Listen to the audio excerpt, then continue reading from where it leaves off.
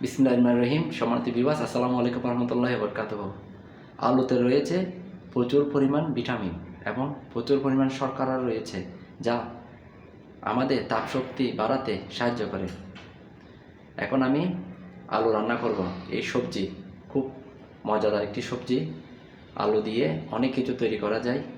আলু বিরিয়ানির সাথেও খাওয়া যায়, আলু ভাজি করে খাওয়া যায়, আলুকে ডালের সাথে মিক্স করে খাওয়া যায় এবং আলু দিয়ে পটেটো চিপস তৈরি হয়, আরও অনেক কিছু তৈরি করা হয়। এখন আমি আলু রান্না করব। চলুন আমি আপনাদেরকে দেখাচ্ছি কিভাবে আমি আলুটাকে কুটব। সম্মানিত ভিউয়ার্স, আলু এই যে অনেকে ছাল এই খোসাটা ফেলে আলু রান্না করে, কিন্তু আমি এভাবে রান্না করব না। আমি এই আলুটা চালসহ রান্না করব। তাহলে চলুন কিভাবে রান্না করি দেখা যাক। ভিউয়ার্স, এখন আমি এই আলুটি কুটব।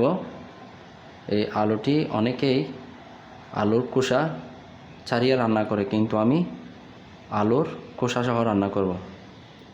খোসাসহ রান্না করলে অনেক ভিটামিন পাওয়া যায়। আলুর খোসাতে প্রচুর পরিমাণ ভিটামিন রয়েছে।